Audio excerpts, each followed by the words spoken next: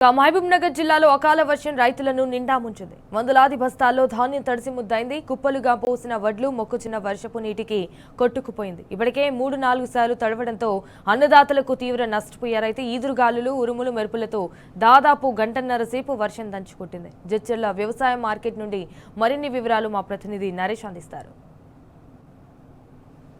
అర్ధరాత్రి భారీ వర్షం కురిసింది.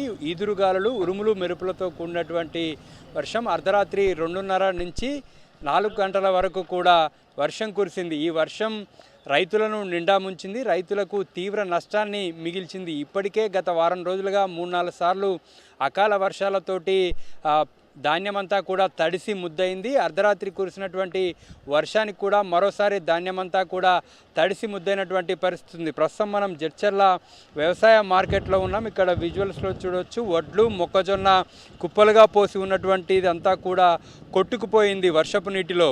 మరోవైపు ధాన్యాన్ని బస్తాల్లో నింపినటువంటి బస్తాలు కూడా పూర్తిగా తడిసినటువంటి విజువల్స్ మనం ప్రస్తుతం చూస్తూ ఉన్నాము. ఈ బాదపల్లి వ్యవసాయ మార్కెట్లో అర్ధరాత్రి కురిసినటువంటి వర్షం రైతులను తీవ్రంగా నష్టపరిచింది. ఇప్పటికే 3-4 సార్లు వర్షం కురవడంతో ఆ ధాన్యాన్ని అంతా కూడా ఇప్పటికే పలుమార్లు తడవడంతో రైతులంతా కూడా ఆరబెట్టు మళ్ళీ వర్షం కురవడంతో పూర్తిగా తడిసిపోయినటువంటి పరిస్థితి ఉంది. ఈ సీజన్లో ఇక్కడ వ్యవసాయానికి సంబంధించి ఈ పంటను కాపాడుకోవడానికి రైతులకు అసలు సమయం లేకుండా పోయింది. అర్ధరాత్రి సమయంలో వర్షం కురవడంతో ఈ విధంగా తీవ్ర నష్టాన్ని మిగిల్చింది. ఇక్కడికి రైతులు వడ్లు, మొక్కజొన్న తీసుకొచ్చి దాదాపుగా 15-20 రోజులు అయినప్పటికీ కూడా కొనుగోలులో జాప్యం జరుగుతుండడంతో ఈ విధంగా అకాల వర్షాలకు ధాన్యమంతా కూడా తడిసి ముద్దవుతూ ఉంది. ప్రస్తుతం మనతో పాటు రైతులు ఉన్నారు, వారితో మాట్లాడదాం. ఎప్పుడు ధాన్యం తీసుకొచ్చారు, ఏం చెప్తా ఉన్నారు? ఇక్కడ ధాన్యం తీసుకొచ్చిన వాళ్ళు ఇంతకుముందు వర్షానికి నానిపోయినాయి, మళ్ళీ ఆరబెట్టిండ్రు మళ్ళీ కొనుగోలు లేక 5 రోజులు అయింది. మళ్ళీ ఒకసారి మళ్ళీ నాణ్యవే మళ్ళీ ఈ విధంగా అయితే ఈ షెడ్లు వేసిందేమో రైతుల కొరకు, షెడ్లలోనేమో కొనుగోలుదారులు సంచులు అట్లే పెట్టిండ్రు. వాళ్ళ సంచులేమో ఆడుంటాయి, మా ధాన్యమేమో రోడ్డు మీద ఉంటాయి. వర్షానికి నానిపోయి మేము నానా అవతపడి ఇంతకుముందు ఒకసారి రైతులై 4-5 రోజుల కింద మళ్ళీ వేయాల. నాణ్యే కాక మొత్తం కొట్టుకుపోయినాయి. ఇప్పుడు తెచ్చిన 20 బస్తాలు ఉంటే 15 బస్తాలు మిగిలిన 5 బస్తాలు పోయినాయి.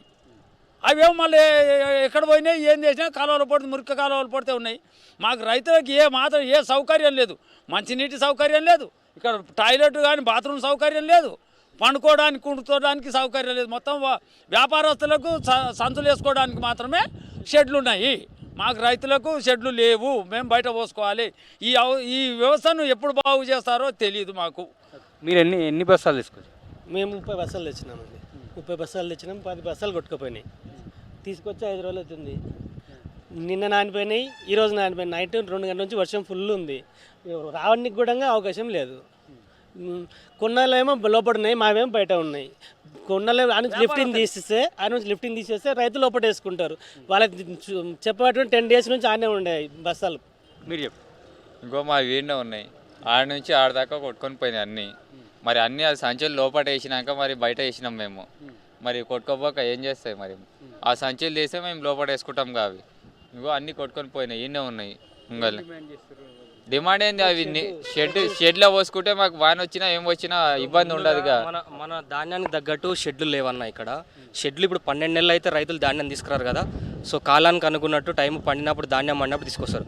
మిగతా టైంలో 6 months టైం పీరియడ్ను బట్టి ఇక్కడ ఖాళీగానే ఉంటాయి షెడ్లు. అప్పుడు మరమ్మతు చేయాలనుకున్నప్పుడు ప్రజాప్రతినిధులు మరమ్మతు చేయడానికి అవకాశాలు ఉన్నాయి, కానీ ఎవరు కానీ టైం తగ్గట్టు పట్టించుకోవట్లేదు. ఇప్పుడు వర్షం పడ్డప్పుడు చాలా ఇబ్బంది అవుతుంది. మేము తీసుకొచ్చి వారం రోజులు అవుతుంది, 80 బ్యాగులు తీసుకొచ్చినా మొత్తం 2 సార్లు తడిచినాయి ఇప్పటి వరకు. పడాలి కాకపోతే గాలికి. సో దాన్ని ప్రకృతిని మనం ఏం చేయలేము, కాకపోతే వీళ్ళు మరమ్మతులు అయితే చేయాలి కదా. ఇక్కడ చాలా లోపం దాగి ఉంది. ఈ తీసిన లిఫ్టింగ్ కూడా సంచులు తీయట్లేదు, ఒక వారం రోజుల నుంచి అట్లే ఉన్నాయి. వెహికల్స్ దొరకట్లేదు అది అని వాళ్ళు చెప్తా ఉన్నారు వ్యాపారస్తులు. వాళ్ళది ఓకే, కానీ మమ్మల్ని రైతులని పట్టించుకునే నాదుడు అసలు లేడు. చాలా ఇబ్బంది అవుతుంది. మేము కన్నమ్మ గోసలు పడుతున్నాం. వారం రోజుల నుంచి ధాన్యం మొత్తం తడిసిపోయింది. ఇక్కడ మక్కలు కానీ వడ్లు కానీ వేరే వాళ్ళు కూడా చాలామంది ఉన్నారు, చాలామంది తడిసిపోయినాయి. మాకు దయచేసి న్యాయం చేయగలరు ఖచ్చితంగా. కొనుగోలు చేసినటువంటి ధాన్యాన్ని ఇక్కడి నుంచి మార్కెట్ నుంచి తరలించకపోవడంతో కొత్తగా ధాన్యం తీసుకొచ్చినటువంటి రైతులంతా కూడా షెడ్ల బయటన కుప్పలుగా పోశారు. దీంతో వర్షం పడడంతో వర్షపు నీటిలో ఒడ్లు మొక్కజొన్న అంతా కూడా పూర్తిగా కొట్టుకుపోయాయి. బస్తాల్లో ఉన్నటువంటి ధాన్యం అంతా కూడా తడిసి ముద్దయింది. కొనుగోలులో తీవ్ర జాప్యం చేస్తూ ఉంది ప్రభుత్వము. కొనుగోలు చేసినటువంటి బస్తాలను మిల్లులకు గోదాములకు తరలించకపోవడంతో రోజుల తరబడి ఇక్కడే రైతులు ఎదురు చూడాల్సి వస్తుంది. ఆ బస్తాలు అకాల వర్షాలకు తడవడం, కుప్పలుగా పోసినటువంటి వడ్లు మొక్కజొన్న కొట్టుకుపోవడం వల్ల రైతులు తీవ్రంగా నష్టపోతూ ఉన్నారు. వాన నీటికి కొట్టుకుపోవడంతో తీవ్రంగా ఆందోళన చెందుతూ ఉన్నారు. ప్రభుత్వం తడిసినటువంటి ధాన్యాన్ని కొంటుందా లేదా అనేటటువంటి ఆందోళనలో రైతన్న ఉన్నాడు. మరోవైపు ఈ కొనుగోళ్లకు సంబంధించి మాత్రం ప్రభుత్వంలో ఎటువంటి చలనం ఉండట్లేదు.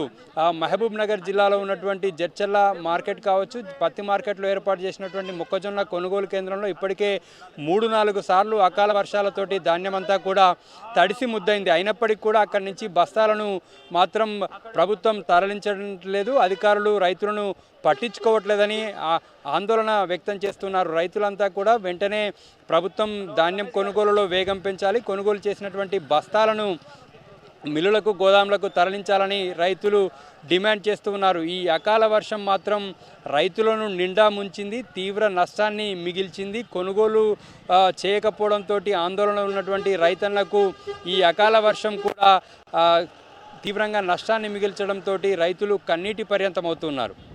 విడల్ శంకర్తో Naresh, T news, Jadcherla market నుంచి.